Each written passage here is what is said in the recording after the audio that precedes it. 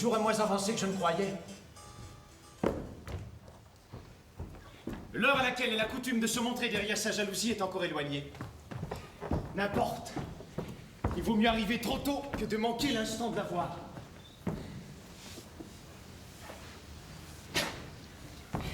Si quelque aimable de la cour pouvait me deviner à 100 lieues de Madrid. Arrêté tous les matins, sous les fenêtres d'une femme à qui je n'ai jamais parlé. Il me prendrait pour un Espagnol du temps d'Isabelle. Pourquoi non? Chacun court après le bonheur. Il est pour moi dans le cœur de Rosie. Mais quoi? Suivre une femme à Séville, quand Madrid et la cour offrent de toutes parts des plaisirs si faciles? Et c'est cela même que je fuis. Je suis là des conquêtes que l'intérêt, la convenance ou la vanité nous présentent sans cesse. Ah, il est si doux d'être aimé pour soi-même. Et si je pouvais m'assurer, sous ce déguisement, au diable l'important.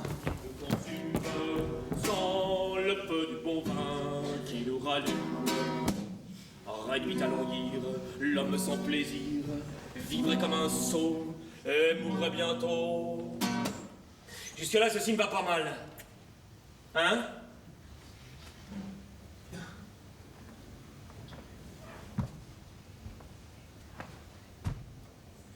Hein?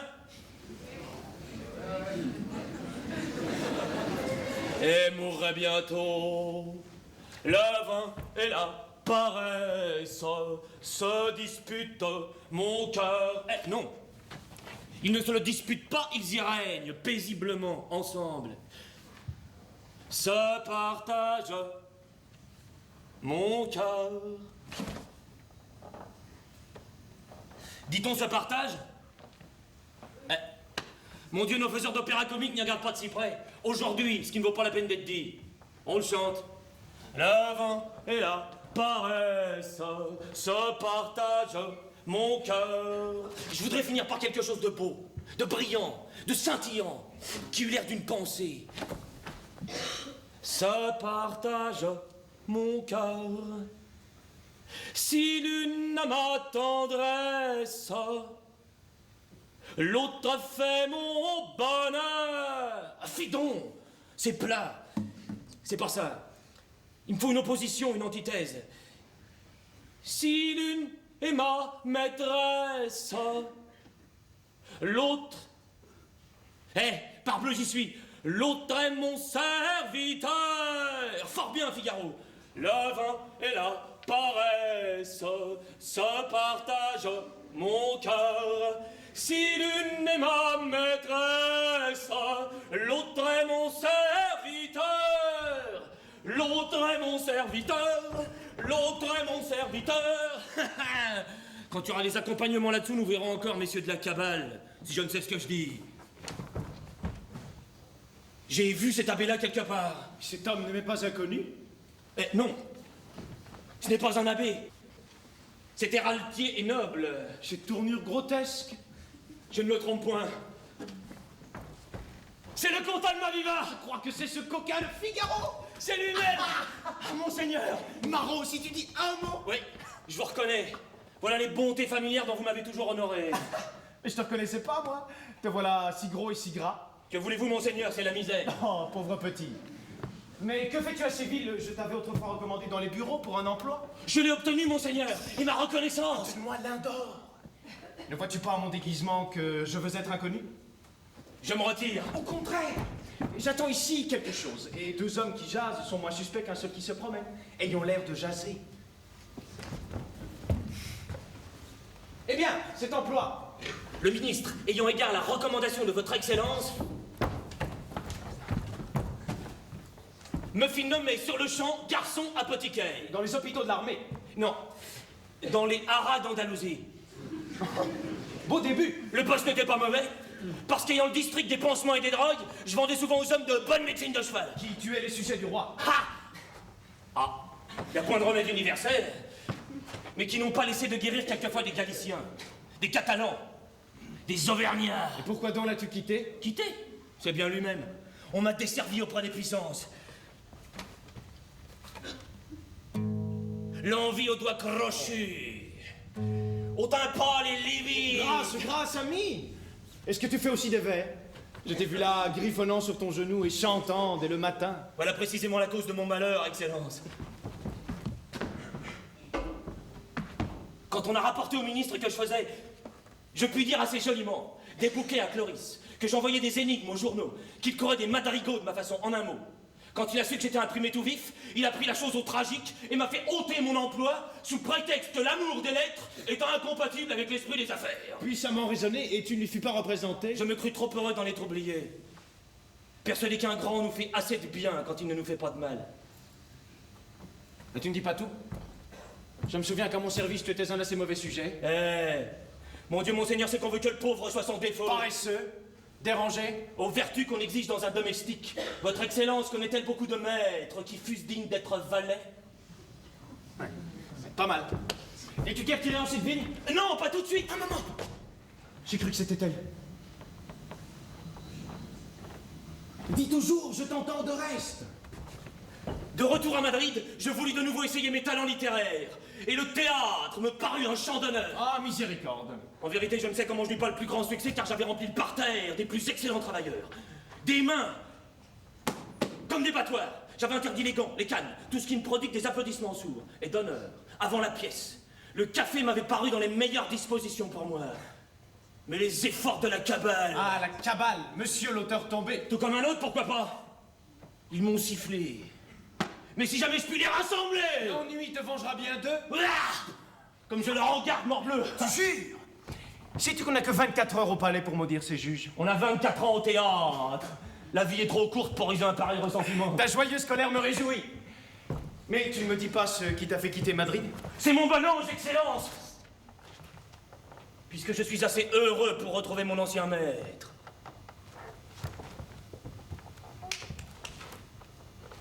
Voyant à Madrid que la République des lettres était celle de nous, toujours armés les uns contre les autres, et que, livrés au mépris où ce risible acharnement les conduit, tous les insectes, les moustiques, les cousins, les critiques, les maringouins, les envieux, les feuillistes, les libraires, les censeurs, et tous ceux qui s'attachent à la peau des malheureux gens de lettres, achevaient de déchiqueter et sucer le peu de substance qui leur restait. Fatigué d'écrire, ennuyé de moi, dégoûté des autres, abîmé de dettes et léger d'argent, à la fin convaincu que l'utile revenu du rasoir est préférable aux vains honneurs de la plume, j'ai quitté Madrid, et mon bagage en sautoir, parcourant philosophiquement les deux Castilles, la Manche, l'Estramadour, la Sierra Morena, l'Andalousie, accueilli dans une ville, emprisonné dans l'autre, et partout supérieur aux événements, loué par ceci, blâmé par cela, et dans mon bon temps, supportant le mauvais, me moquant des sots, bravant les méchants, riant de ma misère et faisant la barbe à tout le monde, vous me voyez enfin établi dans ces villes, et prêt à servir de nouveau votre Excellence, en tout ce qui lui plaira m'ordonner. Et qui t'a donné une philosophie aussi gaie? L'habitude du malheur. Je me presse de rire de tout de peur d'être obligé d'en pleurer. Mais que regardez-vous donc toujours de ce côté? Sauvons-nous. Pourquoi? Viens donc, malheureux, tu me perds.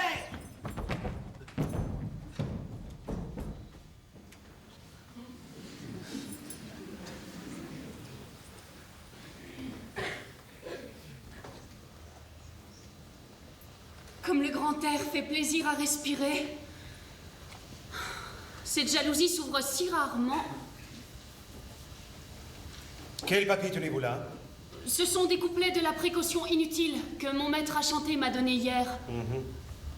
Qu'est-ce que la précaution inutile? C'est une comédie nouvelle. Quelques drames encore? Quelques sottises d'un nouveau genre? Je n'en sais rien. Les journaux et l'autorité nous en feront raison. Siècle barbare. Vous injuriez toujours notre pauvre siècle. Et pardon de la liberté. Qu'a-t-il donc produit pour qu'on le loue? Sottises de toute espèce. La liberté de penser. L'attraction. L'électricité. L'inoculation. Le tolérantisme. Le quinquennat. L'encyclopédie et les drames. Ah, ma chanson! Ma chanson est tombée en vous écoutant. Courez, courez donc, monsieur, ma chanson, elle sera perdue. Oh, que diable aussi l'on tient, ce qu'on tient! Psst, ramassez vite et sauvez-vous.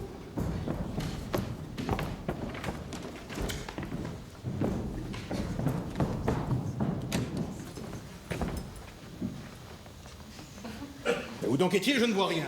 Sous le balcon, au pied du mur. Vous me donnez là une jolie commission.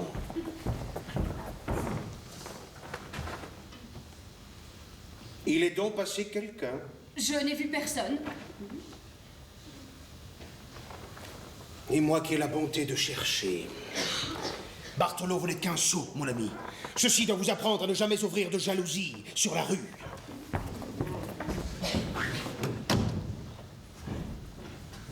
Mon excuse est dans mon malheur.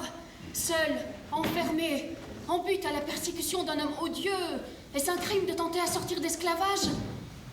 Rentrez, signora. C'est ma faute si vous avez perdu votre chanson, mais ce malheur ne vous arrivera plus. Je vous jure.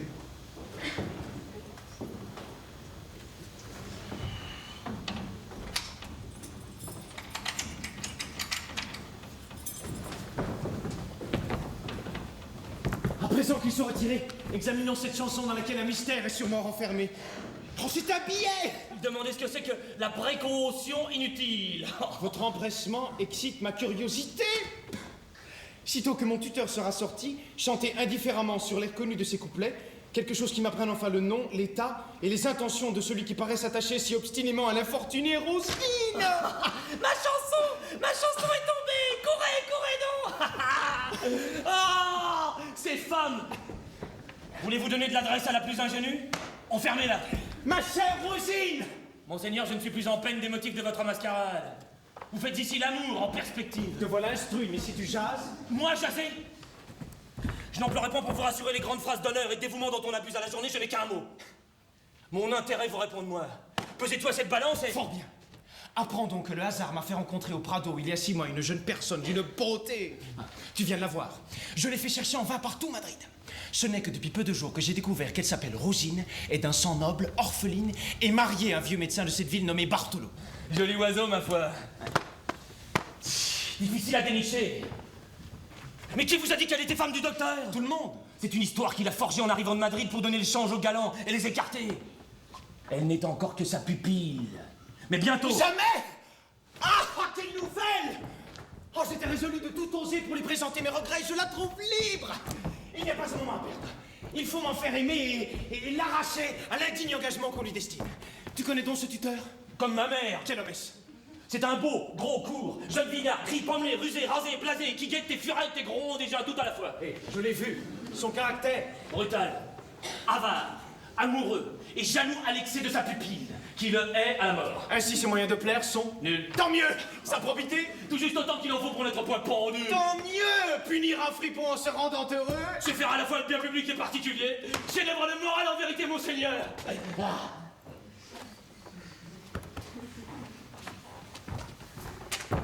Et tu dis que la crainte des galants lui fait fermer sa porte. À tout le monde, s'il pouvait la calfeutrer.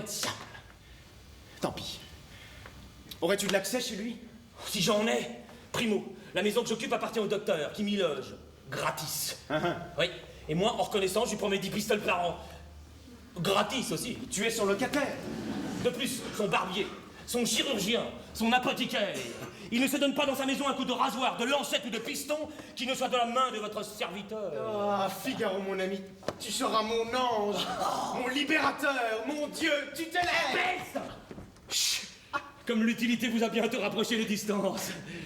Eh, parlez-moi des gens passionnés. Heureux, Figaro, tu vas voir ma Rosine, tu vas la voir. Conçois-tu ton bonheur? C'est bien là un propos d'amant?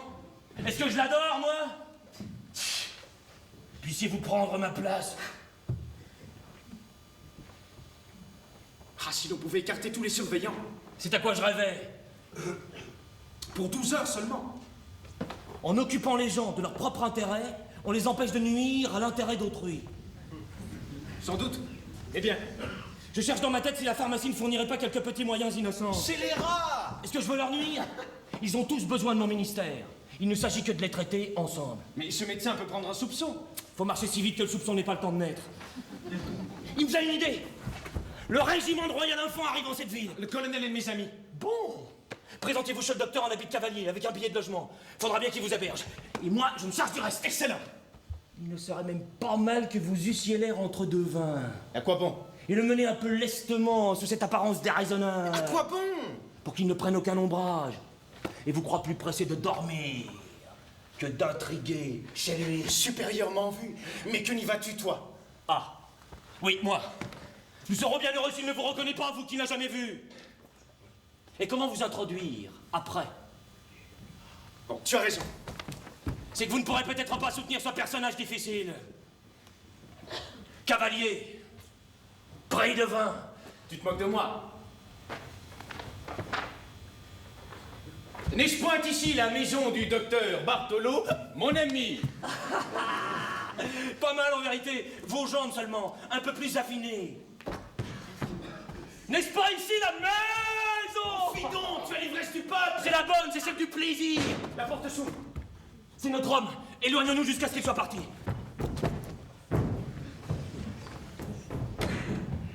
Je reviens un instant, qu'on ne laisse entrer personne.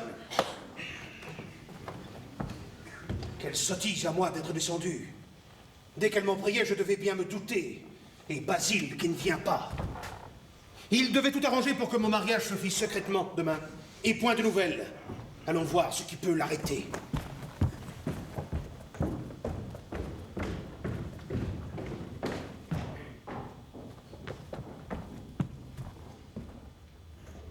Qu'ai-je entendu?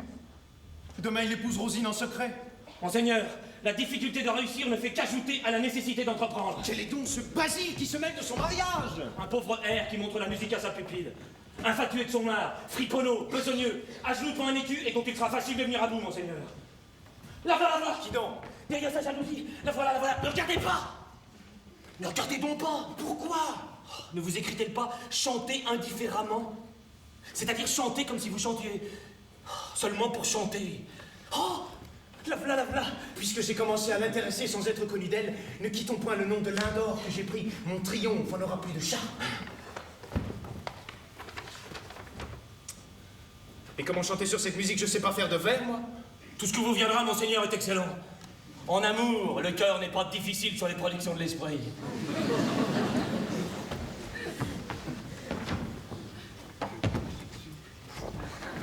Mais prenez ma guitare! Que veux-tu que j'en fasse? On joue si mal.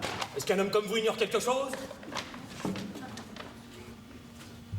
Avec le dos de la main, from. Chanter sans guitare à Séville, vous seriez bientôt reconnu, ma foi, bientôt dépisté.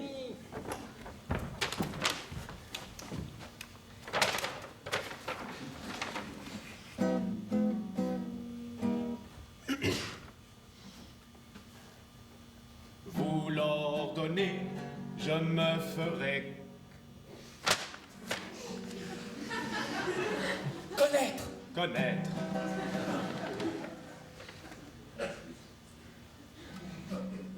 Plus inconnu, j'osais vous adorer.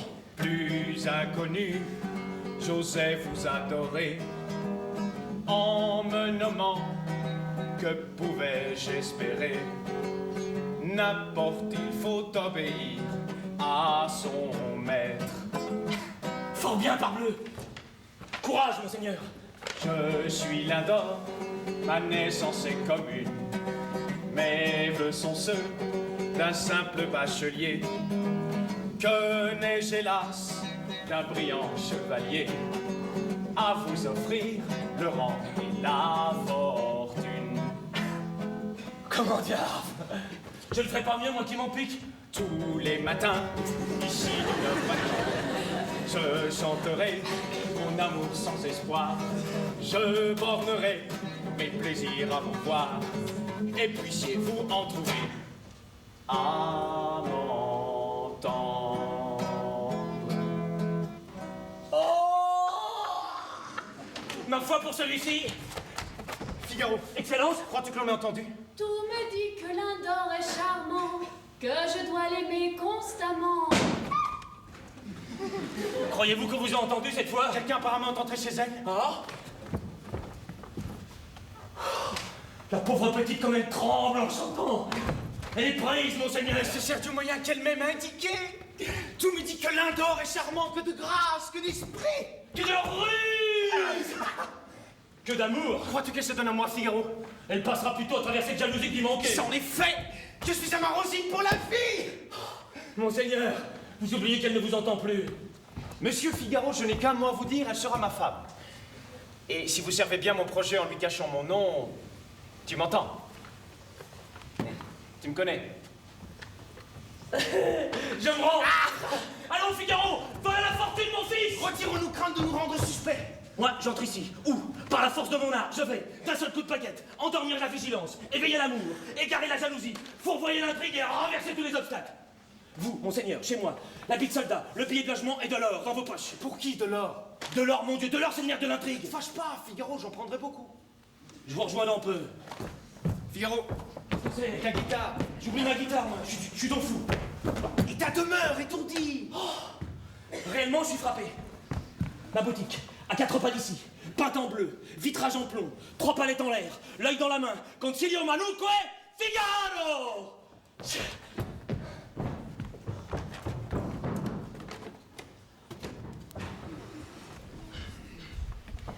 Marceline est malade.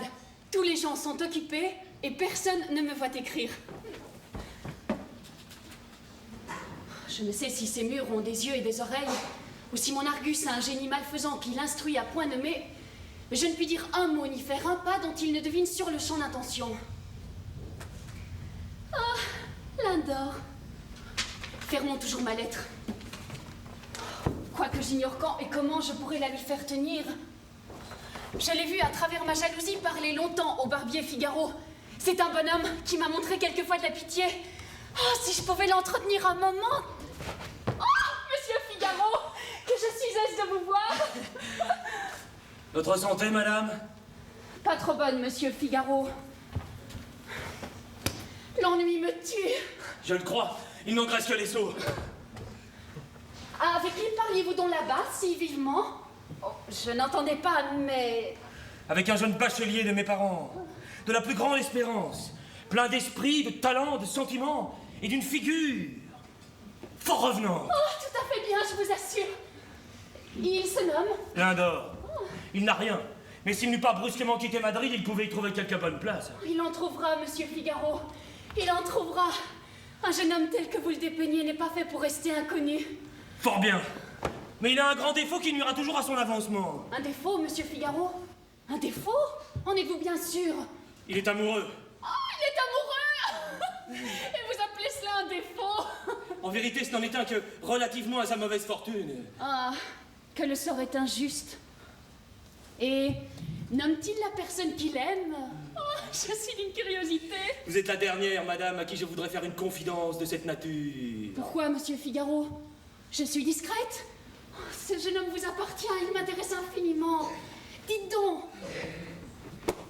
Figurez-vous la plus jolie petite mignonne, douce, tendre, accorte et fraîche, agaçant l'appétit, pieds furtifs, taille à droite, élancé, bras dodus, bouche rosée et des mains, des joues, des dents, des yeux.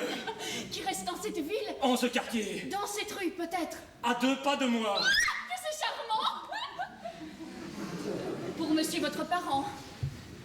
Et cette personne est? Je ne l'ai pas nommé. C'est la seule chose que vous ayez oubliée, monsieur Figaro. Dites donc vite, si l'on rentrait, je ne pourrais plus savoir. Vous le voulez absolument, madame. Eh bien, cette personne est la pupille de votre tuteur. La pupille? Du docteur Bartolo, oui, madame. Monsieur Figaro, je ne vous crois pas, je vous assure. Et c'est ce qu'il brûle de venir vous persuader lui-même. Vous me faites trembler, monsieur Figaro. Fis donc trembler. Mauvais calcul, madame. Quand on cède à la peur du mal, on ressent déjà le mal de la peur. D'ailleurs, je viens de vous débarrasser de tous vos surveillants jusqu'à demain. S'il m'aime, il doit me le prouver en restant absolument tranquille. Eh, madame, amour et repos peuvent-ils habiter en même cœur? La pauvre jeunesse est si malheureuse aujourd'hui qu'elle n'a que ce terrible choix. Amour sans repos ou repos sans amour. Repos sans amour paraît... Bien languissant. Il semble en effet qu'amour sans repos se présente de meilleure grâce. Et pour moi, si j'étais femme... Il est certain qu'une jeune personne ne peut empêcher un honnête homme de l'estimer. Aussi mon parent vous estime-t-il infiniment. Mais s'il allait faire quelque imprudence, monsieur Figaro, il nous perdrait. Il nous perdrait. Si vous le lui défendiez expressément par une petite lettre. Une lettre a bien du pouvoir. Je n'ai pas le temps de recommencer celle-ci, mais en la lui donnant, dites-lui bien Personne, madame. que c'est par pure amitié tout ce que je fais. Mais cela parle de soi, du Dieu. L'amour a bien une autre allure. Que par pure amitié, entendez-vous? Je crains seulement que, rebuté par les difficultés... Ouais. Quelques feux follets.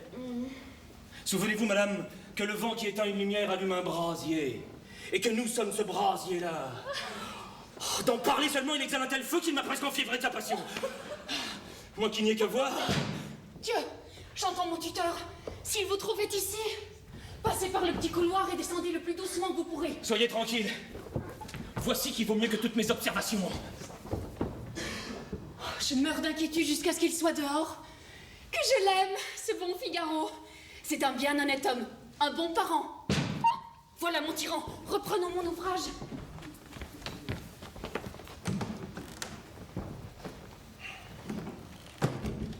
Malédiction. L'enragé. Le scélérat corsaire de Figaro. Là, peut-on sortir un moment de chez soi sans être sûr en rentrant? Qui vous met donc si fort en colère, monsieur? Ce damné barbier de Figaro qui vient d'écloper toute ma maison en un tour de main. Il donne un narcotique à l'éveillé, un sternucatoire à la jeunesse. Il saigne aux pieds Marceline. Il n'y a pas jusqu'à ma mule. Sur les yeux d'une pauvre bête aveugle, un cataplasme. Parce qu'il me doit 100 écus, il se presse de faire des mémoires, qu'il les apporte. Et personne à l'antichambre. On arrive à cet appartement comme à la place d'armes. Qui peut y pénétrer que vous, monsieur? J'aime mieux craindre sans sujet que de m'exposer sans précaution. Tout est plein de gens entreprenants, d'audacieux. N'a-t-on pas ce matin encore ramassé lestement votre chanson pendant que j'allais la chercher? Oh, C'est bien mettre à plaisir de l'importance à tout. Le vent peut avoir éloigné ce papier. Le premier venu, que sais-je? Le vent? Le premier venu? Il n'y a point de vent, madame. Point de premier venu dans le monde. Et c'est toujours quelqu'un posté là exprès qui ramasse les papiers qu'une femme a l'air de laisser tomber par mégarde. À l'air, monsieur? Oui, madame. À l'air. Oh, le méchant vieillard! Mais cela n'arrivera plus car je vais faire sceller cette grille. Faites mieux. Murer les fenêtres tout d'un coup. D'une prison à un cachot, la différence est si peu de choses. Pour celle qui donne sur la rue, ce ne serait peut-être pas si mal. Ce damné barbier n'est pas venu ici, au moins. Vous donne-t-il aussi de l'inquiétude? Tout comme un autre. Que vos répliques sont honnêtes. Oh, fiez-vous à tout le monde, et vous aurez bientôt à la maison une bonne femme pour vous tromper, de bons amis pour vous la souffler, et de bons valets pour les y aider. Quoi? Vous n'accordez pas même qu'on ait des principes contre la séduction de Monsieur Figaro? Qui diable entend quelque chose à la bizarrerie des femmes? Et combien j'en ai vu de ces vertus à principe? Mais monsieur, s'il suffit d'être homme pour nous plaire, pourquoi donc me déplaisez-vous si fort? Pourquoi?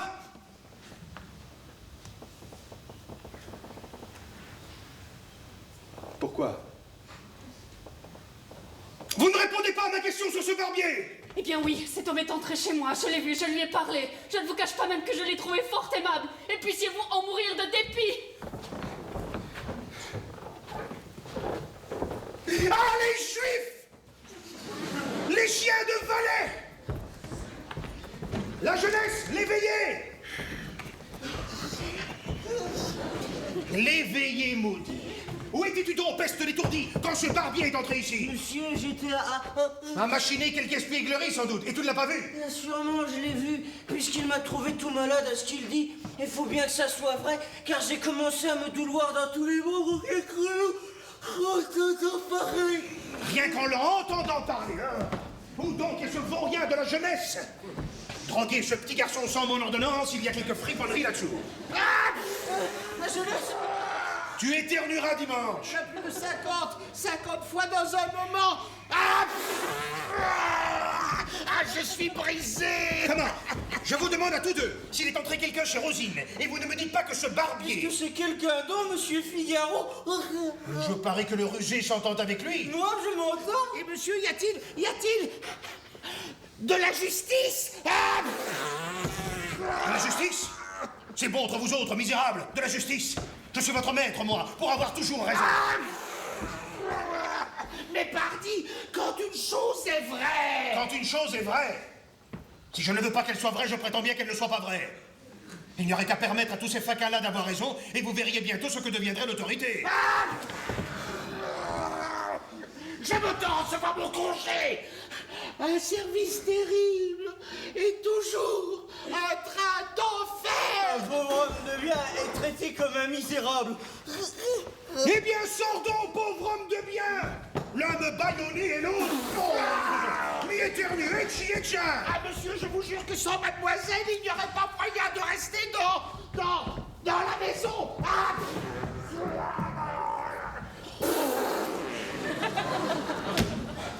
Dans quel état ce Figaro les a mis tous? Je vois ce que c'est. Le maraud voudrait me payer mes 100 écus sans bourse déliée. Ah! Don Basile, vous veniez donner à Rosine sa leçon de musique? C'est ceux qui pressent le moins. J'ai passé chez vous sans vous trouver. J'étais sorti pour vos affaires. Apprenez une nouvelle assez fâcheuse. Pour vous? Non, pour vous. Le comte Almaviva est en cette ville. Parlez pas. Celui qui fait chercher Rosine dans tout Madrid? Il loge à la Grande Place et sort tous les jours déguisé. Oh, il ne faut point douter, cela me regarde. Que faire? Si c'était un particulier, on viendrait à bout de l'écarter. Ah oui, en s'embusquant le soir, armé, cuirassé. Honnête Deus, se compromettre. Susciter une méchante affaire à la bonne heure. Et pendant la fermentation, calomnier à dire d'expert. Concedo. Singulier moyen de se défaire d'un homme. La calomnie, monsieur. Vous ne savez guère ce que vous dédaignez. J'ai vu les plus honnêtes gens près d'en être accablés. Croyez qu'il n'y a pas de plate méchanceté, pas d'horreur, pas de conte absurde qu'on ne fasse adopter aux oisifs d'une grande ville, en s'y prenant bien. Et nous avons ici des gens d'une adresse. D'abord, un bruit léger, rasant le sol comme hirondelle avant l'orage. Pianissimo, murmure et file, et sème en courant le trait empoisonné. Telle bouche, le recueil, et piano, vous le glisse en l'oreille, adroitement. Le mal est fait. Il germe, il rampe, il chemine, et rinforzando, de bouche en bouche, il va, le diable. Puis, tout à coup, ne sais comment, vous voyez calomnie se dresser, siffler, s'enfler, grandir à vue d'œil. Elle s'élance, étend son vol, tourbillonne, enveloppe, arrache, entraîne, éclate, étonne, et devient, grâce au ciel, un cri général, un crescendo public, un chorus universel de haine et de proscription.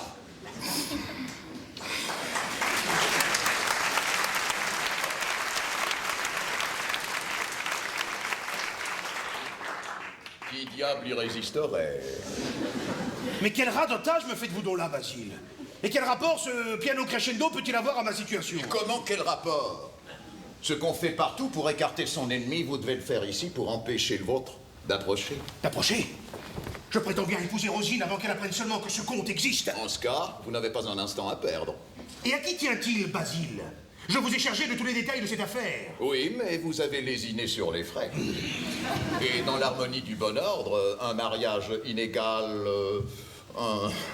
sont des dissonances qu'il faut toujours réparer et sauver par l'accord parfait de l'or. Allons, finissons. Cela s'appelle parler. Demain, tout sera terminé. C'est à vous d'empêcher que personne aujourd'hui ne puisse instruire la pupille. Fiez-vous-en à moi. Viendrez-vous ce soir, Basile? N'y comptez pas. Votre mariage seul m'occupera toute la journée. N'y comptez pas. Serviteur. Restez donc, docteur, restez donc. Non pas. Je veux fermer sur vous la porte de la rue.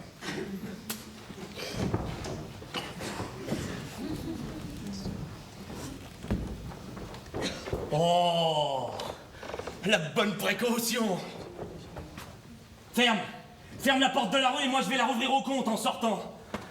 C'est un grand maraud que ce Basile. Heureusement, il est encore plus sot.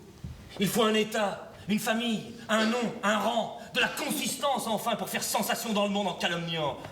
Mais un Basile, il me dirait qu'on ne le croirait pas. Quoi, vous êtes encore là, monsieur Figaro? Très heureusement pour vous, mademoiselle. Votre tuteur et votre maître à chanter se croyant seul ici viennent de parler à cœur ouvert. Et vous les avez écoutés, monsieur Figaro? Mais savez-vous que c'est fort mal? D'écouter? Mais c'est pourtant ce qu'il y a de mieux pour bien entendre. Apprenez que votre tuteur se dispose à vous épouser demain. Ah, grand Dieu! Ne craignez rien. Nous lui donnerons tant d'ouvrages qu'il n'aura pas le temps de songer à celui-là. Le voici qui revient. Sortez donc par le petit escalier, vous me faites mourir de frayeur.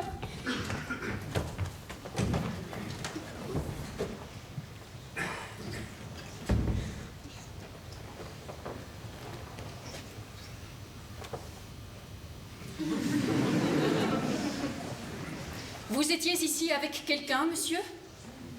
Don Basile. Que j'ai reconduit. Et pour cause. Vous eussiez mieux aimé que c'eût été monsieur Figaro? Cela m'est fort égal, je vous assure. Je voudrais bien savoir ce que ce barbier avait de si pressé à vous dire. Faut-il parler sérieusement? Oh. Il m'a rendu compte de l'état de Marceline, qui même n'est pas trop bien à ce qu'il dit. Vous rendre compte? Je vais parier, moi, qu'il était chargé de vous remettre quelques lettres. Et de qui, s'il vous plaît? Oh, de qui? De quelqu'un que les femmes ne nomment jamais. Que sais-je, moi? Peut-être la réponse au papier de la fenêtre. Il n'en a pas manqué une seule. Vous mériteriez bien que cela fût. Cela est. Vous avez écrit. Il serait assez plaisant que vous eussiez le projet de m'en faire convenir. Moi, pas du tout. Oh.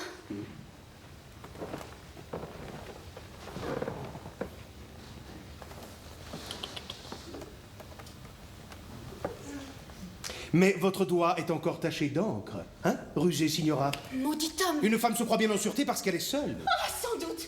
La belle preuve. Finissez donc, monsieur, vous me tordez le bras. Oh. Je me suis brûlée en chiffonnant autour de cette bougie. Et l'on m'a toujours dit qu'il fallait aussitôt tremper dans l'encre. C'est ce que j'ai fait. C'est ce que vous avez fait. Voyons donc si un second témoin confirmera la déposition du premier. C'est ce cahier de papier, où je suis certain qu'il y avait 6 feuilles, car je les compte tous les matins, aujourd'hui encore.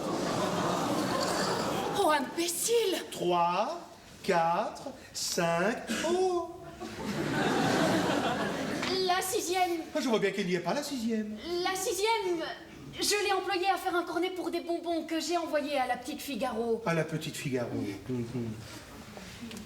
Et cette plume qui était neuve, comment est-elle devenue noire? Est-ce en écrivant l'adresse de la petite Figaro? Cet homme a un instinct de jalousie. Elle m'a servi à retracer une fleur effacée sur la veste que je vous brode au tambour.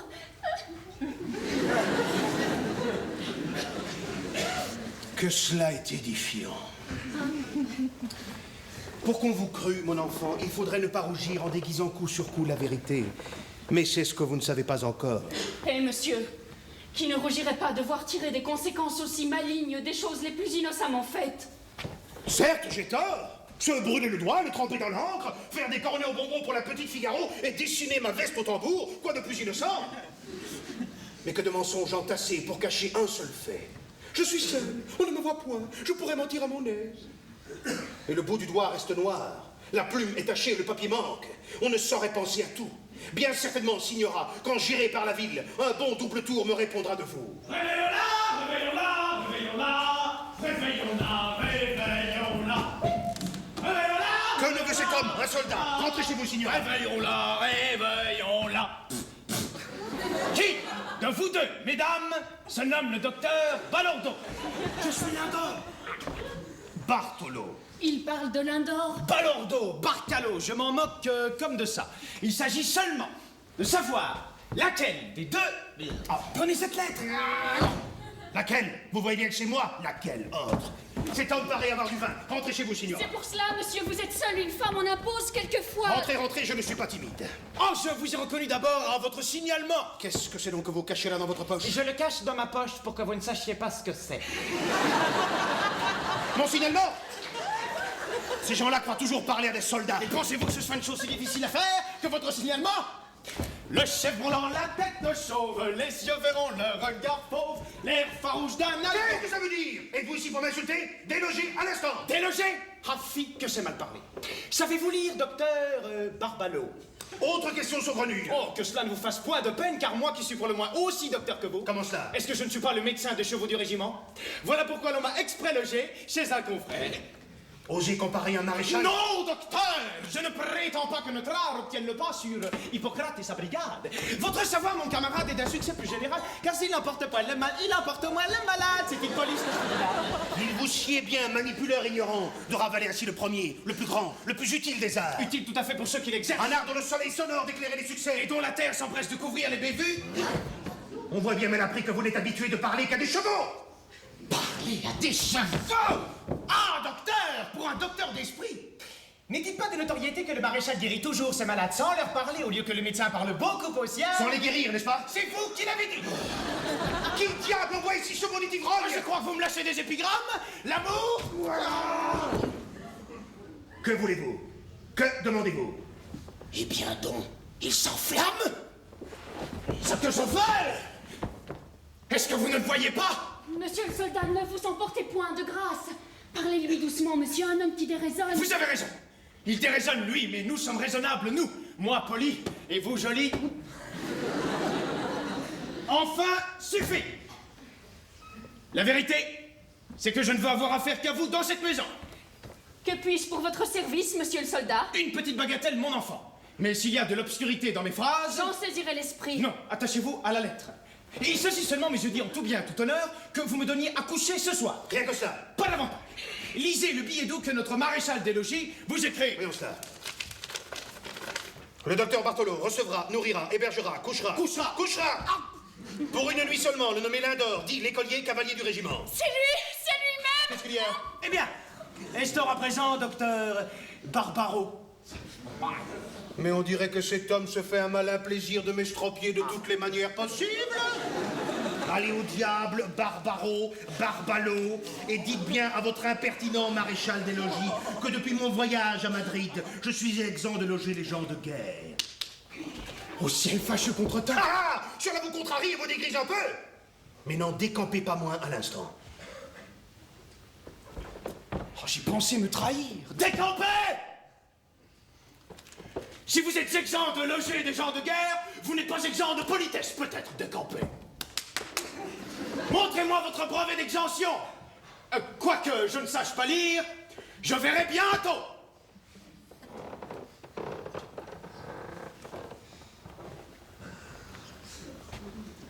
Qu'à cela ne tienne. Il est dans ce bureau. On m'appelle Rosine. Quoi, Lindor, c'est vous? Recevez au moins cette lettre. Prenez garde, il a les yeux sur nous. Tirez votre mouchoir, je la laisserai tomber. Doucement! Doucement, seigneur soldat! Je n'aime point qu'on regarde ma femme de si près. Elle est votre femme? Et quoi donc? Ah, je vous ai pris pour son bisaïeul paternel, maternel, sempiternel. Il y a au moins 3 générations entre les vous. Sur les bons et fidèles témoignages. Est-ce que j'ai besoin de tout ce verbiage? Savez-vous bien, soldat, que si je fais appeler mes gens, je vous fais taper sur le champ comme vous le méritez? Bataille! Ah, volontiers. Bataille. C'est mon métier à moi. Et voici de quoi leur jeter de la poudre aux yeux. Vous n'avez peut-être jamais vu de bataille, mademoiselle? Ni ne veut en voir. Rien n'est pourtant aussi gai que bataille. Figurez-vous d'abord que l'ennemi est d'un côté du ravin et les amis de l'autre. Tirez votre mouchoir. Voilà le ravin, cela sent. Tenez. Comment qu'allez-vous apprendre ici les secrets de mon métier? Une femme bien discrète en vérité. Ne voilà-t-il pas un billet d'eau qu'elle laisse tomber de sa poche? Allez, allez! Tout de suite, air, papa. Chacun son affaire. Et ici, une ordonnance de rhubarbe était tombée de la vôtre. Ah, je sais ce que c'est, monsieur le soldat. Sortez-vous à la fin. Eh bien, adieu, docteur, je sors sans rancune. Oh, un petit compliment, mon cœur. Priez la mort de m'oublier encore quelques campagnes. La vie ne m'a jamais été si chère. Allez toujours. Si j'avais ce crédit-là sur la mort. Sur la mort? Oh, docteur, vous faites tant de choses pour elle qu'elle n'a rien à vous refuser. Il est enfin parti. Dissimulons.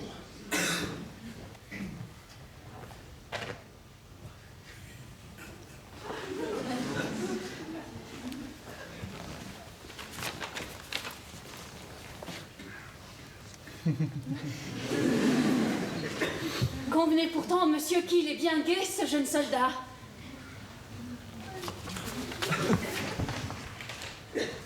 Ah, à travers son ivresse, on voit qu'il ne manque ni d'esprit, ni d'une certaine éducation. Heureux, Mamour, d'avoir pu nous en délivrer. Mais n'es-tu pas un peu curieuse de lire avec moi le papier qu'il t'a remis? Quel papier? Celui qu'il a fallu ramasser pour te le faire accepter. Bon, c'est C'est la lettre de mon cousin l'officier qui était tombée de ma poche. J'ai idée, moi, qu'il l'a tirée de la sienne. Ah, je l'ai très bien reconnu. Qu'est-ce qu'il coûte d'y regarder? Mais je ne sais pas seulement ce que j'en ai fait. Tu l'as mise là. Par distraction. Sûrement, tu verras que ce sera quelque folie. Si je ne le mets pas en colère, il n'y aura pas moyen de refuser. Donne donc, mon cœur. Mais quelle idée avez-vous en insistant, monsieur?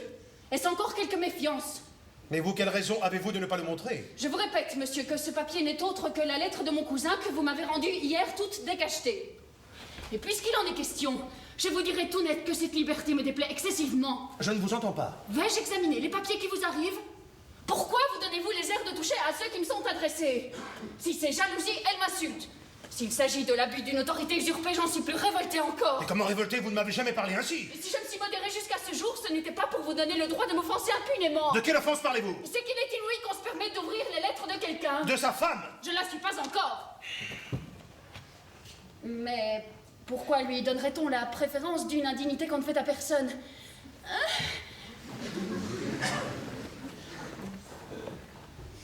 Vous voulez me faire prendre le change et détourner mon attention du billet qui sans doute est une missive de quelque amant. Mais je le verrai, je vous assure. Vous ne le verrez pas. Si vous m'approchez, je m'enfuis de cette maison et je demande retraite au premier venu. Qui ne vous recevra point. C'est ce qu'il faudra voir. Nous ne sommes pas ici en France où l'on donne toujours raison aux femmes. Et pour vous en ôter la fantaisie, je vais fermer la porte. Oh ciel, que faire? Mettons vite à la place la lettre de mon cousin et donnons-lui beau jeu à la prendre. Ah, j'espère maintenant l'avoir. De quel droit, s'il vous plaît? Du droit le plus universellement reconnu, celui du plus fort. On me tuera plutôt que de l'obtenir de moi. Madame. Quelle indignité! Donnez cette lettre ou craignez ma colère. Malheureuse Rosine! Qu'avez-vous? Quel avenir affreux! Rosine? J'étouffe de fureur. Oh, elle se trouve mal. Je m'affaiblis. Je meurs! Rosine! Rose! Dieu, la lettre. Lisons-la sans qu'elle en soit instruite. Infortuné! Quelle rage a-t-on d'apprendre ce qu'on craint toujours de savoir? Pauvre Rosine! L'usage des odeurs produit ces affections spasmodiques. Oh ciel, c'est la lettre de son cousin.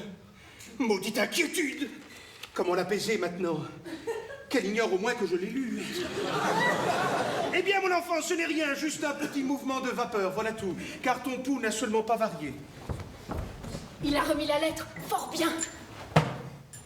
Ma chère Rosine, veux-tu un peu de cette eau spiritueuse? Je ne veux rien de vous. Laissez-moi.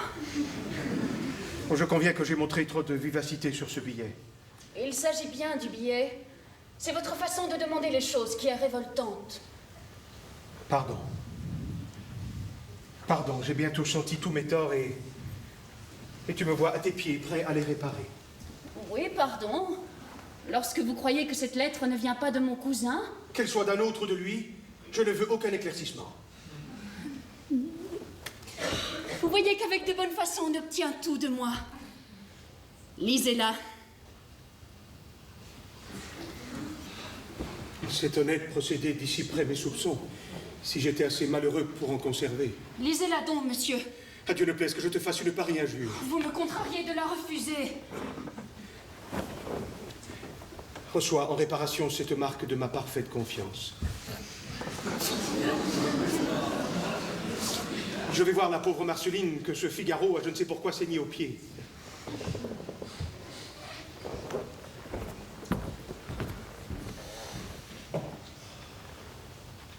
N'y viens-tu pas aussi? J'y monterai dans un moment. Puisque la paix est faite, mignonne, donne-moi la main. Oh, si tu pouvais m'aimer comme tu serais heureuse. Si vous pouviez me plaire, ah, comme je vous aimerais.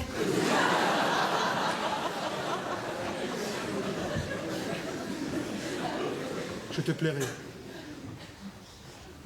Je te plairai.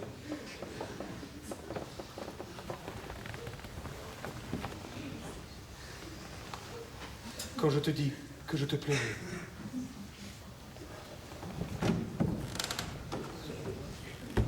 Alain d'Or, il dit qu'il me plaira. Lisons cette lettre qui a manqué de me causer tant de chagrin. Oh, j'ai lu trop tard. Il me recommande de tenir une querelle ouverte avec mon tuteur. Oh, j'en avais une si bonne et je l'ai laissée échapper. En recevant la lettre, j'ai senti que je rougissais jusqu'aux yeux. Ah, mon tuteur a raison. Je suis bien loin d'avoir cet usage du monde qui, me dit-il souvent, assure le maintien des femmes en toute occasion. Mais un homme injuste parviendrait à faire une rusée de l'innocence même.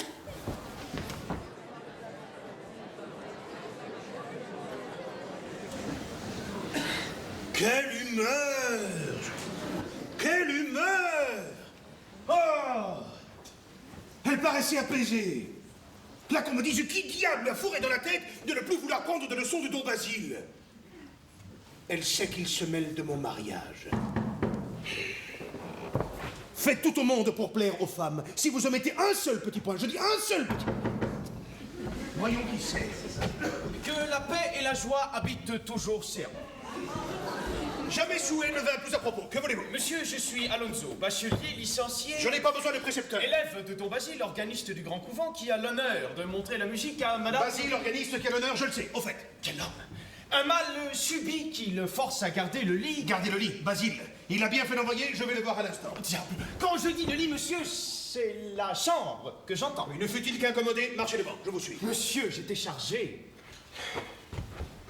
Personne ne peut-il nous entendre? Oh, c'est encore quelques fripons. Eh non, monsieur le mystérieux, parlez sans vous troubler si vous le pouvez. Nous dit vieillard. Don Basile m'avait chargé de vous apprendre. Non, parlez haut, je suis sourd d'une oreille. Ah, volontiers. Que le comte Almaviva, qui restait à la Grande Place, parlez pas. on était logé ce matin. Comme c'est par moi qu'il a su que le comte Almaviva Parlez pas, était en cette île et que j'ai découvert que la signora Rosine lui a écrit. Lui a écrit? Mon cher ami, je vous en conjure, parlez plus bas. Tenez, asseyons-nous et jason d'amitié.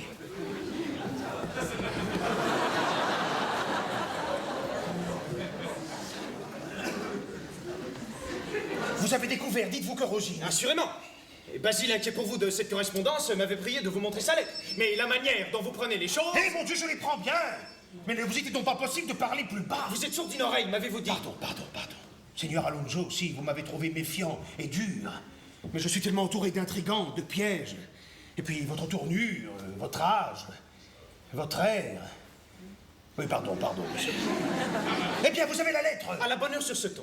Mais je crains qu'on ne soit aux écoutes. Mais qui voulez-vous? Mes valets sur les dents, Rosine enfermée de fureur? Le diable est entré chez moi. Bon, je vais encore m'assurer. Oh, je me suis enferré de dépit. Gardez la lettre à présent, il faudra m'enfuir, autant vaudrait n'être pas venu. La lui montrer. Oh, si je puis en prévenir Rosine, la montrer est un coup de maître.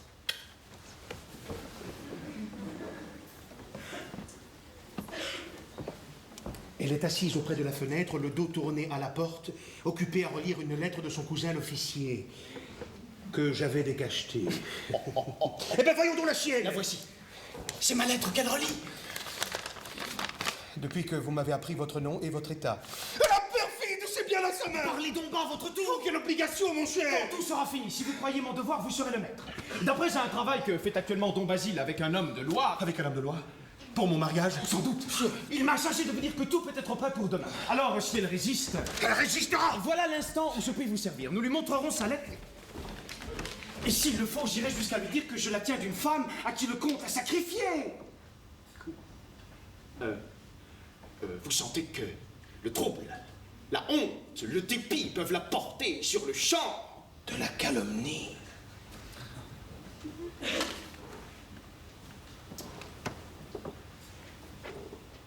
Mon cher ami, je vois bien maintenant que vous venez de la part de Don Basile. Mais pour que ceci n'eût pas l'air concerté, ne serait-il pas bon qu'elle vous connût d'avance? Oh, c'était assez l'avis de Don Basile.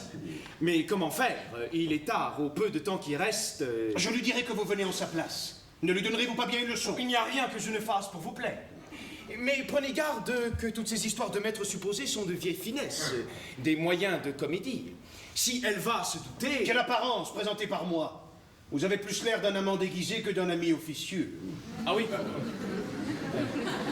Vous trouvez que mon air peut aider à la tromperie? Je le donne au plus fin à deviner. Elle est ce soir d'une humeur horrible, mais quand elle ne ferait que vous voir. Voici son clavecin. Amusez-vous en l'attendant, je vais faire l'impossible pour l'amener. Oh, et gardez-vous bien de lui parler de la lettre. Avant l'instant décisif, elle perdrait tout son effet. Il ne faut pas me dire deux fois les choses. Il ne faut pas me les dire deux fois.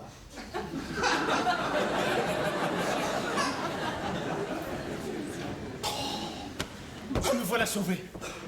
Oh, que ce diable d'homme est rude à manier. Figaro le connaît bien. Oh, je me voyais mentir. Cela me donnait un air plat et gauche. Et il a des yeux. Ma foi, sans l'inspiration subite de la lettre, il faut l'avouer, j'étais éconduit comme un son. Si elle en dispute là-dedans. Oh, si elle allait s'obstiner à ne pas venir. Écoutons. Elle refuse de sortir de chez elle et j'ai perdu le fruit de ma ruse. La voici. Ne nous montrons pas d'abord. Tout ce que vous direz est inutile, monsieur. J'ai pris mon parti. Je ne veux plus entendre parler de musique. Oh, écoute donc, mon enfant. C'est le seigneur Alonso, l'élève et l'ami de Don Basile, choisi par lui pour être un de nos témoins. La musique te calmera, je t'assure. Oh, pour cela, vous pouvez vous en détacher. Si je chante ce soir, où donc est-il ce maître que vous craignez de renvoyer? Je vais en 2 mots lui donner son compte et celui de Basile. Qu'avez-vous? Oh mon Dieu, monsieur! Oh mon Dieu, monsieur! Oh, elle se trouve encore mal, seigneur Alonso! Non, je ne me trouve pas mal, mais c'est qu'en me tournant. Le pied vous a tourné, madame? Ah oui, le pied m'a tourné. Oh, je me suis fait un mal horrible. Oh, je m'en suis bien aperçu. Le coup m'a porté au cœur. Oh, un siège, et pas un fauteuil ici.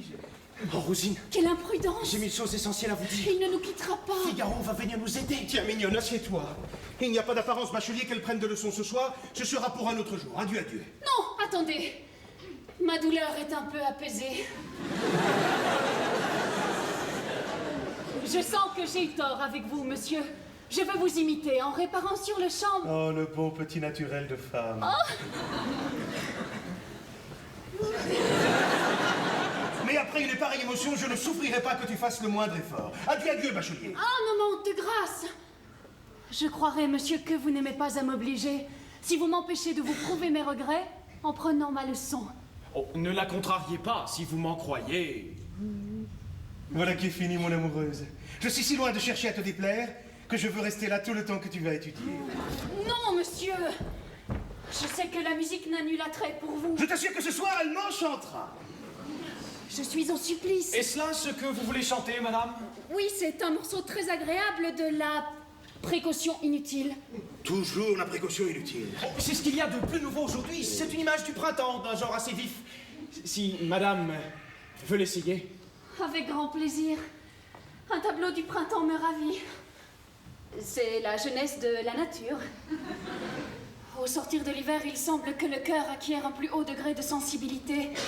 Comme un esclave, enfermé depuis longtemps, goûte avec plus de plaisir le charme de la liberté qui vient de lui être offerte. Oh. Toujours des idées romanesques en tête. En sentez-vous l'application? Parbleu.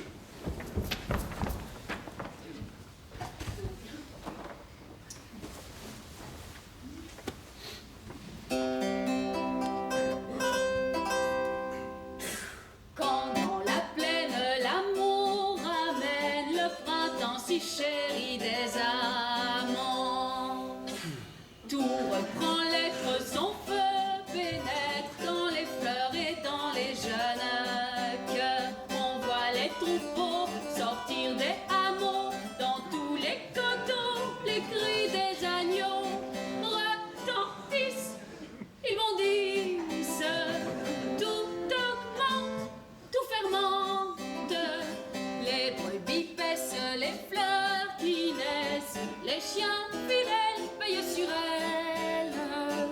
Mais l'un d'or enflammé ne songe guère au bonheur d'être aimé de sa bergère. Loin de sa mère, cette bergère va chantant où son amant l'attend, va chantant où son amant l'attend. Par cette ruse, l'amour l'abuse, mais chanter sauve-t-il du danger? Mais chanter sauve-t-il du danger? les doux chalumeaux, les chants des oiseaux, ces charmes naissants, ces 15 ou 16 ans, tout l'excite, tout l'agite, la pauvrette s'inquiète de sa retraite. L'un dort, la guette, elle s'avance, l'un dort, s'élance.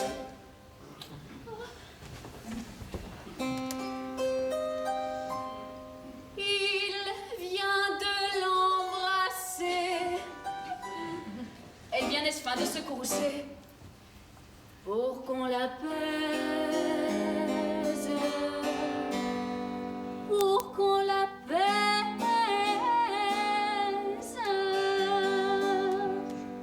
Mais qui c'est? Il est pas là? Il est pas là? Ici? Les soins, les promesses, les vives tendresses, les plaisirs, le pamadinage sont mis en usage, et bientôt la bergère ne sent plus de colère. Si quelques jaloux troublent un lien si doux, nos amants d'accord ont un soin extrême de voiler leur transport.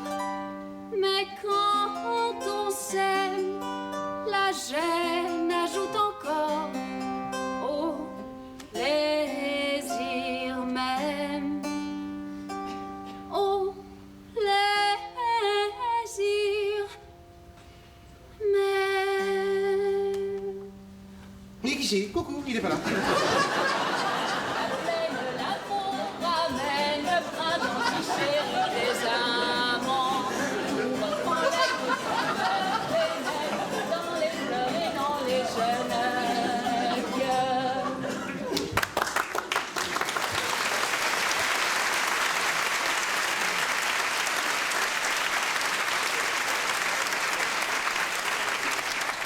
En vérité, c'est un morceau charmant et madame l'exécute avec une intelligence. Vous me flattez, Seigneur, la gloire est tout entière au maître. Moi, je crois que j'ai un peu dormi pendant le morceau.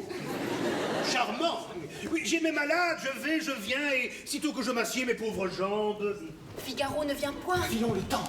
Mais dites-moi donc un peu, bachelier, je l'ai déjà dit à ce vieux Basile, est-ce qu'il n'y aurait pas moyen de lui faire étudier des choses un peu plus gaies que toutes ces grandes arias qui vont en haut, en bas, en roulant, et qui me semblent autant d'enterrements. Là, de ces petits airs qu'on chantait dans ma jeunesse et que chacun retenait facilement. Et, oh, j'en savais autrefois. Par exemple,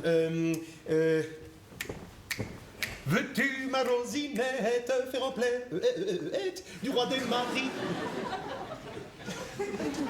Bon, alors, il y avait Fanchonnette dans la chanson, mais j'y ai substitué Rosinette pour la lui rendre plus agréable et pour la faire cadrer aux circonstances. Oh fort bien, pas vrai? Oh oui, oui, oui, tout au mieux, tout au mieux. Ah.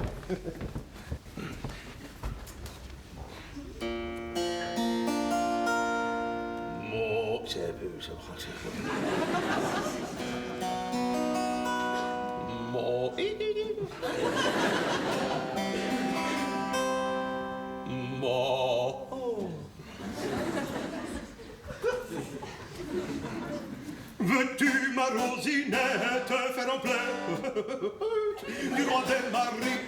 Je ne suis point Tircis, mais la nuit, dans l'ombre, je vaux encore mon prix.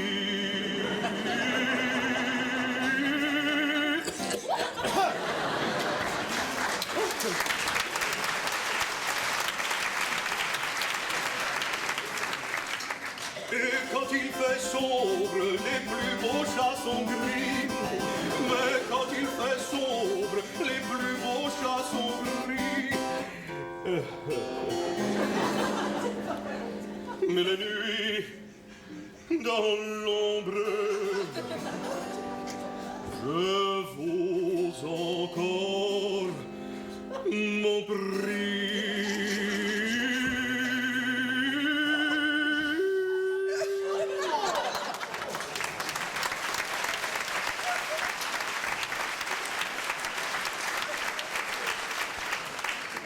Et quand il fait sombre, les plus beaux chats sont gris.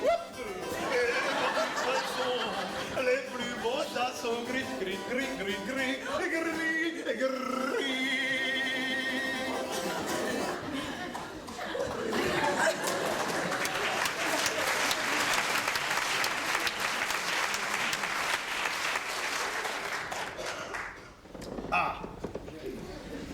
Entrez, monsieur le barbier. Avancez.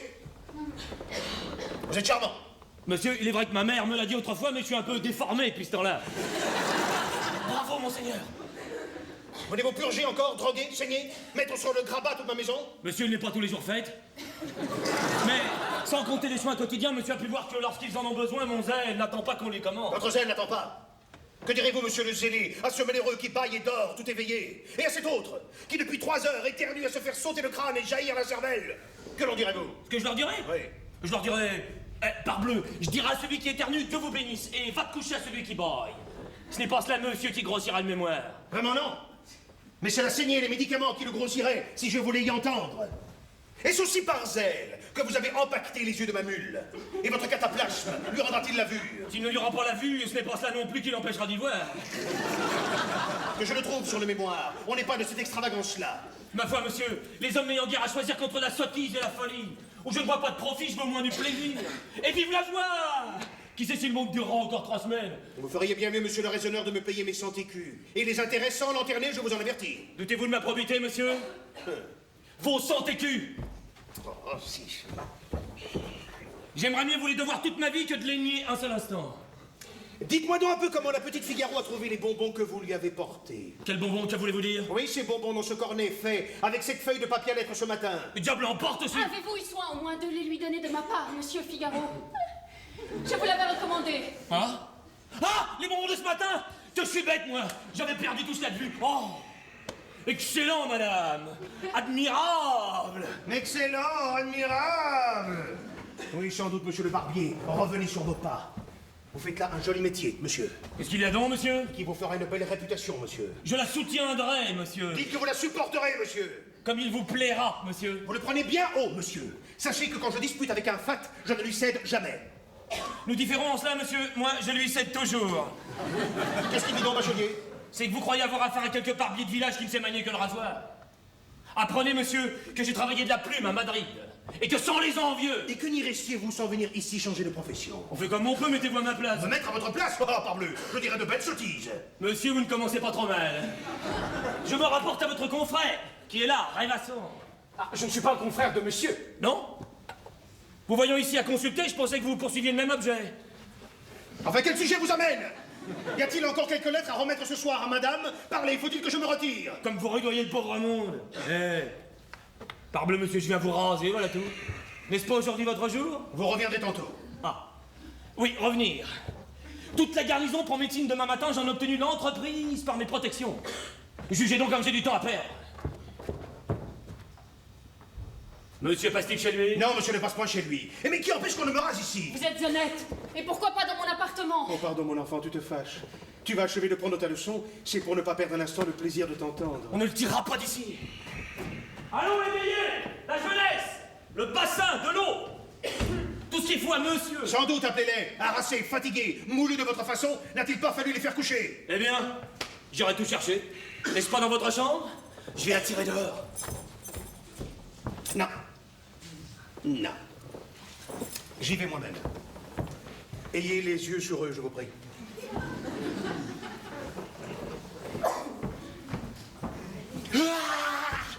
Que nous l'avons manqué belle! Il allait me donner le trousseau. La clé de la jalousie n'y est-elle pas? C'est la plus neuve de toutes. Bon, je ne sais ce que je fais de laisser ici ce maudit barbier. Tenez, dans mon cabinet, sur mon bureau. Mais ne touchez à rien. La peste! Il y ferait bon, méfiant comme vous êtes. Voyez comme le ciel protège l'innocence. C'est le drôle qui a porté la lettre au comte. Il m'a l'air d'un fripon. Il ne m'attrapera plus. Je crois qu'à cet égard, le plus fort est fait. Tout considéré, j'ai pensé qu'il était plus prudent de l'envoyer dans ma chambre que de le laisser avec elle. Il n'aurait pas dit un mot que je n'eusse été entière. Il est bien poli, messieurs, de parler bas sans cesse. Et ma leçon. Mes enfants, le cruel barbier aura tout laissé tomber par l'escalier et les plus belles pièces de mon nécessaire. Profitons du moment que l'intelligence de Figaro nous ménage.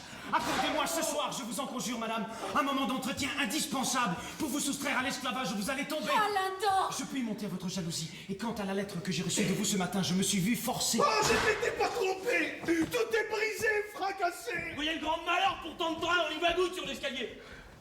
Moi, en montant, j'ai accroché une clé. On prend garde à ce qu'on fait accrocher une clé, la ville homme. Ma foi, monsieur, cherchez-en un plus effrayant. Don Basile. Juste c'est le diable. Ah, Basile, mon ami. Soyez le bien rétabli. Votre accident n'a donc point eu de suite? En vérité, le seigneur Alonso m'avait fort effrayé sur votre état. Demandez-lui, je partais pour vous aller voir. Et s'il ne m'avait point retenu... Le seigneur Alonso... Et quoi? Toujours des accros? 2 heures pour une méchante barbe. Chienne de pratique. Me ferez-vous bien le plaisir de me dire, messieurs... Vous lui parlerez quand je serai parti. Oh, encore faudrait-il... Il faudrait vous taire, Basile. Croyez-vous apprendre à monsieur quelque chose qu'il ignore? Je lui ai raconté que vous m'aviez chargé de venir donner une leçon de musique à votre place. Une leçon de musique? Alonso? Hé, taisez-vous. Elle aussi. Dites-lui donc tout bas que nous en sommes convenus. N'allez pas nous démentir, Basile, en disant qu'il n'est pas votre élève, vous gâteriez tout. Ah... En vérité, Basile, on n'a pas plus de talent que votre élève. Que mon élève. Je venais pour vous dire que le comte est déménagé. Mais je le sais, taisez-vous. Qui vous l'a dit? Mais lui, apparemment. Moi, sans doute, écoutez seulement.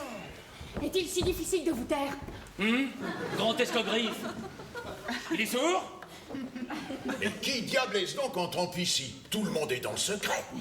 Eh bien, Basile, votre homme de loi. Vous avez toute la soirée pour parler de l'homme de loi. Un mot. Dites-moi seulement si vous êtes content de l'homme de loi. De l'homme de loi. Vous ne l'avez pas vu, l'homme de loi? Non, je n'ai pas vu l'homme de loi. Voulez-vous donc qu'il s'explique ici devant elle? Renvoyez-le. Mais vous avez raison. Mais quel mal vous a donc pris si subitement? Je ne vous entends pas. Mais oui, monsieur vous demande ce que vous venez faire ici, dans l'état d'indisposition où vous vous trouvez. Il n'est pas le commun mort. Ah, je comprends. Allez vous coucher, mon cher Basile, vous n'êtes pas bien, vous nous faites mourir de frayeur. Allez vous coucher. Il a la physionomie toute renversée. Allez vous coucher. D'honneur, il sent la fièvre du lieu. Allez vous coucher. Pourquoi donc êtes-vous sortis? On dit que cela se gagne. Allez vous coucher. Que j'aille me coucher. Et sans doute. Bon, en effet, messieurs, je crois que je ne ferai pas mal de me retirer. Je sens bien que je ne suis pas ici dans mon assiette ordinaire. À demain, toujours, si vous êtes mieux. Oh, Basile, je serai chez vous de très bonne heure. Croyez-moi, tenez-vous bien chaudement dans votre lit. Bonsoir, monsieur Basile. Diable si j'y comprends rien. Et sans cette bourse... Bonsoir, Basile, bonsoir. Eh bien donc... Bonsoir. Bonsoir. Cet homme-là n'est pas bien du tout. Il a les yeux égarés. Le grand air l'aura saisi. Avez-vous vu comme il parlait tout seul? Ce que c'est que de nous? Ah, ça! Vous décidez-vous cette fois? Avant de finir, madame, je dois vous dire un mot essentiel au progrès de l'art que j'ai l'honneur de vous enseigner. Ah ça! Il me semble que vous fassiez exprès de vous approcher et de vous mettre devant moi pour m'empêcher de voir. Nous avons la clé de la jalousie, nous serons ici à minuit. Quoi voir? Si c'était une leçon de danse, on vous passerait d'y regarder, mais du chant? Aïe, aïe, qu'est-ce que c'est? Oh, je ne sais ce que c'est qui m'est entré dans l'œil. Ah, mais frottez donc pas. C'est gros. Voudriez-vous me faire le plaisir d'y souffler un peu fort? Et quant à la lettre, je me suis trouvé tantôt dans tel embarras pour vous servir. Désolé de voir encore mon déguisement inutile. Votre déguisement inutile? Fort bien, madame, ne vous gênez pas. Comment, en ma présence, sous mes yeux même, on m'ose outrager de la sorte? Qu'avez-vous donc, Seigneur? Perfide Alonso. Seigneur Bartolo, si vous avez souvent des lubies comme celle de le hasard me rend témoin, je ne suis plus étonné de l'éloignement que mademoiselle a pour devenir votre femme. Sa femme? Moi? Passer mes jours auprès d'un vieux jaloux qui, pour tout bonheur, offre à ma jeunesse un esclavage abominable? Qu'est-ce que j'entends? Oui, je le dis tout haut. Je donnerai mon cœur et ma main à celui qui pourra m'arracher de cette horrible prison, où ma personne et mon bien sont retenus contre toutes les lois. La colère me suffoque! En effet, Seigneur, il est difficile qu'une jeune femme... Oui, une jeune femme et un grand âge. Voilà ce qui trouble la tête d'un vieillard. Comment? Lorsque je les prends sur le fait, maudit barbier me prend des ordres! Je me retire, il est fou. Et moi aussi d'honneur. Il est fou! Il est fou, il est fou. Je suis fou! Je suis fou! Infâme suborneur, émissaire du diable, dont vous faites ici l'office, et qui puisse vous emporter tous, je suis fou! Je les ai vus, comme je vois ce pupitre, et me soutenir effrontément. Il n'y a que Basile qui puisse m'expliquer tout ceci, oui. Envoyons le chercher. Oh là, quelqu'un! J'oublie que je n'ai personne. Un voisin, le premier venu n'importe. Il y a de quoi perdre l'esprit. Il y a de quoi perdre l'esprit. Comment? Vous ne le connaissez pas. Ce que vous dites est-il possible? Et vous m'interrogeriez 100 fois que je vous ferai toujours la même réponse. S'il vous a remis la lettre de Rosine, c'est sans doute un des émissaires du comte. Mais à la magnificence du présent qu'il m'a fait, il se pourrait que ce fût le comte lui-même. Quelle apparence! Et à propos de ce présent, pourquoi l'avez-vous reçu? Vous aviez l'air d'accord. J'y n'entendais rien. Et dans un cas difficile à juger, une bourse d'or est toujours un argument sans réplique. Et puis, comme dit le proverbe, ce qui est bon à prendre... Oui, j'entends, est bon. À garder. Ah. Oui, j'ai arrangé comme ça plusieurs petits proverbes avec des variations. Mais allons au fait. À quoi vous arrêtez-vous? En ma place, Basile. Ne feriez-vous pas les derniers efforts pour la posséder? Ma foi, non, docteur. En toute espèce de bien, posséder est peu de choses. C'est jouir qui rend heureux. Mon avis est qu'épouser une femme dont on n'est point aimé, c'est s'exposer à... Vous craindriez les accidents?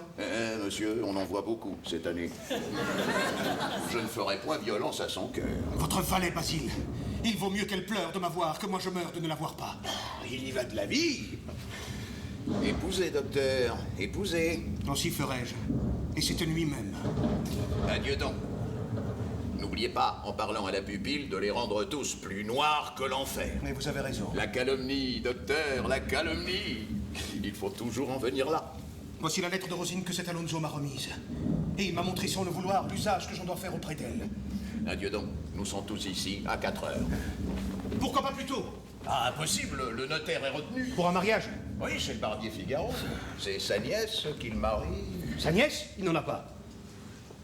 Voilà ce qu'ils ont dit au notaire. Oh, c'est drôle et du complot, que diable! Est-ce que vous penseriez que... Ma foi, ces gens-là sont si alertes. Tenez, mon ami, je ne suis pas tranquille. Retournez chez le notaire. Qu'ils viennent ici sur le champ avec vous. Il pleut, il fait entendre du diable. Mais rien ne m'arrête pour vous servir. Et que faites-vous donc? Ah ben, je vous reconduis. N'ont-ils pas fait estropier tout mon monde par ce Figaro? Je suis seul ici. J'ai ma lanterne. Tenez, Basile. Voilà mon passe-partout. Je vous attends, je veille. Et vienne qui voudra. Or, le notaire et vous, personne n'entrera de la nuit.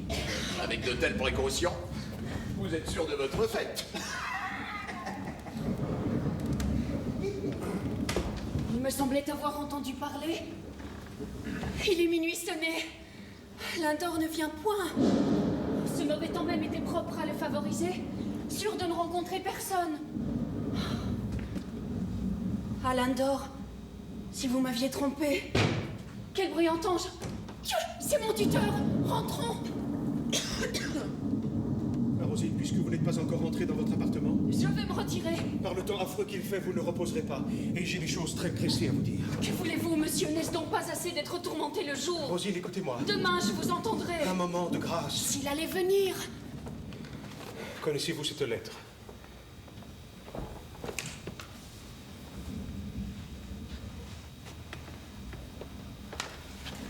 Ah, grand Dieu! Mon intention, Rosine, n'est point de vous faire de reproches. À votre âge, on peut s'égarer. Mais je suis votre ami, écoutez-moi. Je n'en puis plus. Cette lettre que vous avez écrite au comte Almaviva. Au comte Almaviva? Voyez quel homme affreux est ce comte, aussitôt qu'il l'a reçu, il en a fait trophée. Je la tiens d'une femme à qui il l'a sacrifiée. Le comte Almaviva? Vous avez peine à vous persuader cette horreur. L'inexpérience, Rosine, rend votre sexe confiant et crédule. Mais apprenez dans quel piège on vous a tiré. Cette femme m'a fait donner avis de tout, apparemment pour écarter une rivale aussi dangereuse que vous. J'en frémis. Le plus abominable complot entre Almaviva, Figaro et cet Alonso, cet élève supposé de Basile qui porte un autre nom et n'est que le villageois du comte. Allez vous entraîner dans un abîme dont rien ne put vous tirer. Quelle horreur! Quoi, Lindor? Quoi, ce jeune homme? Oh, c'est Lindor. C'est pour le comte Almaviva? C'est pour un autre? Voilà ce qu'on m'a dit en me remettant votre lettre. Ah, quelle indignité! Il en sera puni. Monsieur, vous avez désiré de m'épouser. Tu connais la vivacité de mes sentiments. S'il peut vous en rester encore, je suis à vous. Eh bien, le notaire viendra cette nuit même. Ce n'est pas tout. Oh ciel, suis-je assez humilié? Apprenez que dans peu les perfides osent entrer par cette jalousie dont ils ont eu l'art de... Mon scélérat, mon enfant, je ne te quitte plus. Ah, monsieur, s'ils sont armés!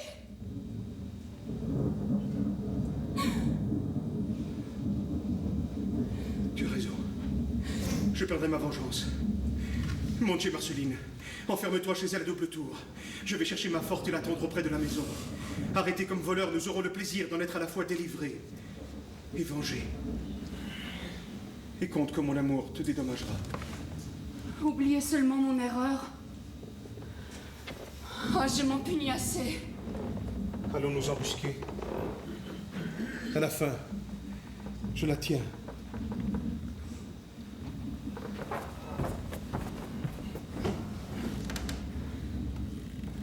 Son amour me dédommagera.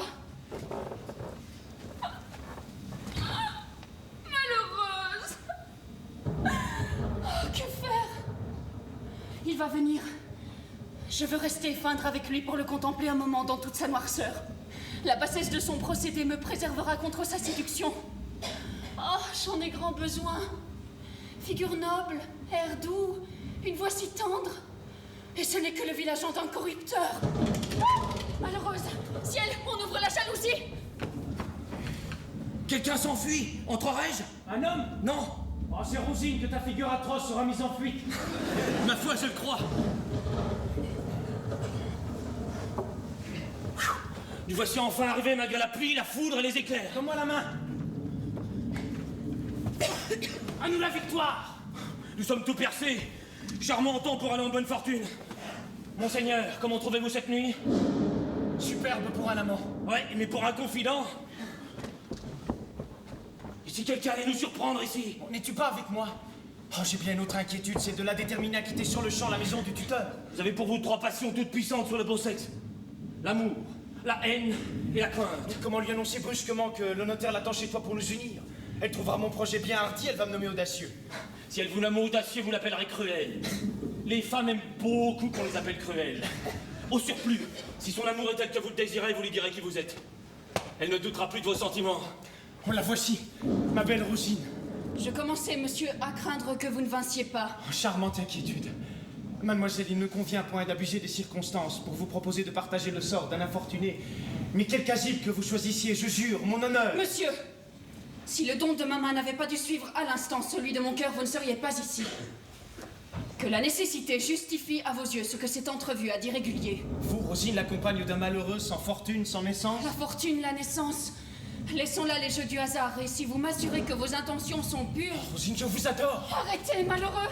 Vous osez profaner. Tu m'adores. Va, tu n'es plus dangereux pour moi. J'attendais ce mot pour te détester. Mais avant de t'abandonner au remords qui t'attend, apprends que je t'aimais. Apprends que je faisais mon bonheur de partager ton mauvais sort. Misérable Lindor, j'allais tout quitter pour te suivre. Mais le lâche abus que tu as fait de mes bontés et l'indignité de cet affreux comte Almaviva à qui tu me vendais ont fait rentrer dans mes mains ce témoignage de ma faiblesse. Connais-tu cette lettre? Que votre tuteur vous a remise? Oui, je lui en ai l'obligation. Oh Dieu, que je suis heureux. Il la tient de moi. Et dans mon embarras hier, je m'en suis servi pour arracher sa confiance et je n'ai pu trouver l'instant de vous en informer. Oh, Rosine, il est donc vrai que vous m'aimez véritablement. Monseigneur, vous cherchez une femme qui vous aima pour vous-même. Monseigneur, que dit-il? Oh, la plus aimée des femmes. Il n'est plus temps de vous abuser. L'heureux homme que vous voyez à vos pieds n'est point Lindor. Je suis le comte Almaviva, qui meurt d'amour et vous cherche en vain depuis 6 mois. Figaro! Moins d'inquiétude, monseigneur. La douce émotion de la joie n'a jamais de suite fâcheuse. La voilà qui reprend ses sens. Morbleu qu'elle est belle. Oh, Lindor! Oh, monsieur, que je suis coupable! J'allais me donner cette nuit même à mon tuteur. Vous, Rosine? Ne voyez que ma punition, j'aurais passé ma vie à vous détester. Oh, Lindor, le plus affreux supplice n'est-il pas de haïr quand on sent qu'on est faite pour aimer? Oh. Monseigneur! Le retour est fermé! L'échelle est enlevée! Enlevée? Oui, c'est moi, c'est le docteur! Voilà le fruit de ma crédulité, il m'a trompé, j'ai tout avoué, tout trahi. Il sait que vous êtes ici et va venir avec main forte. Monseigneur! On ouvre la porte de la rue! Ah, Lindor! Rosine, vous m'aimez, je ne crains personne et vous serez ma femme. J'aurai donc le plaisir de punir à mon gré l'odieux vieillard. Non, non, grâce pour lui, cher Lindor. Mon cœur est si plein que la vengeance ne peut y trouver place. Monseigneur! C'est notre notaire! Et l'ami Basile avec lui. Oh, qu'est-ce que j'aperçois? Par quel hasard, notre ami? Par quel accident, messieurs? Sont ceux-là les futurs conjoints? Oui, monsieur. Vous deviez unir la signora Rosine et moi cette nuit chez le barbier Figaro, mais nous avons préféré cette maison pour des raisons que vous saurez. Avez-vous notre contrat? J'ai donc l'honneur de parler à son excellence, monsieur le comte, Almaviva. Précisément. Si c'est pour ça qu'il m'a donné le passe-partout. Que j'ai 2 contrats de mariage, monseigneur. Ne confondons point. Voici le vôtre. Et c'est ici celui du seigneur Bartolo et de la signora Rosine aussi. Les demoiselles apparemment sont 2 sœurs qui portent le même nom. Signons toujours.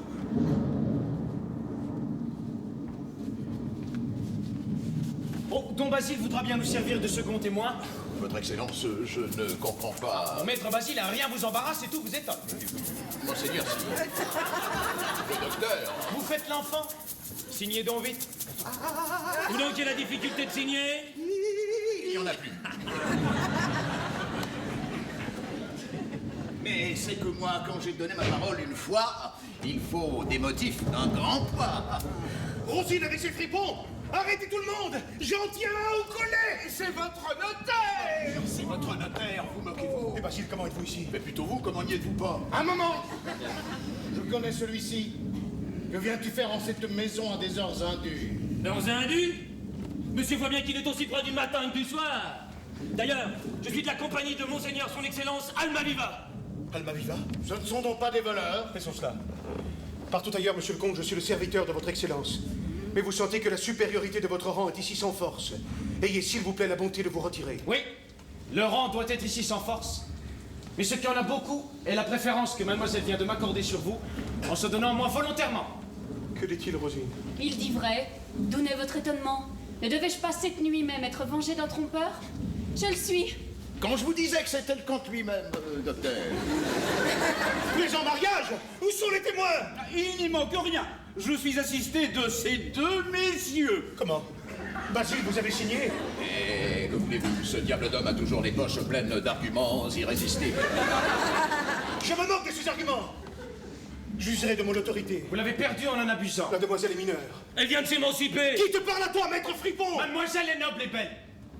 Je suis homme de qualité, jeune et riche. Elle est ma femme. À ce titre qui nous honore également, prétend-on me la disputer? Jamais on ne l'ôtera de mes mains. Elle n'est plus en votre pouvoir. Je la mets sous l'autorité des lois. Et monsieur, que vous avez amené vous-même, la protégera contre la violence que vous voulez lui faire. Les vrais magistrats sont les soutiens de tous ceux qu'on opprime. Certainement. Et cette inutile résistance au plus honorable mariage indique assez sa frayeur sur la mauvaise administration des biens de sa pupille, dont il faudra qu'il rende compte. Ah, qu'il consente à tout et je ne lui demande rien. Que la quittance de mes 100 écus, ne perdons pas la tête. Ils étaient tous contre moi. Je me suis fourré la tête dans un guêpier. Et quel guêpier! Ne pouvant avoir la femme, calculez, docteur, que l'argent vous reste. Ah, laissez-moi donc en repos, Basile, vous ne songez qu'à l'argent. Je me soucie bien de l'argent, moi. Bon, la bonne heure, je le garde.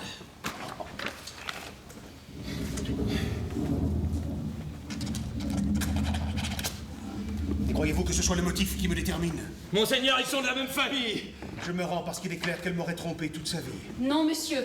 Mais je vous aurais haï jusqu'à la mort. Mais messieurs, je n'y comprends plus rien. Est-ce qu'elles ne sont pas 2 demoiselles qui portent le même nom? Non, monsieur. Elles ne sont qu'une. Et moi qui leur ai enlevé l'échelle pour que le mariage fût plus sûr. Je me suis perdu faute de soins. Faute de sens. Mais soyons vrais, docteur. Quand la jeunesse et l'amour sont d'accord pour tromper un vieillard, tout ce qu'il fait pour l'empêcher peut bien s'appeler à bon droit la précaution inutile.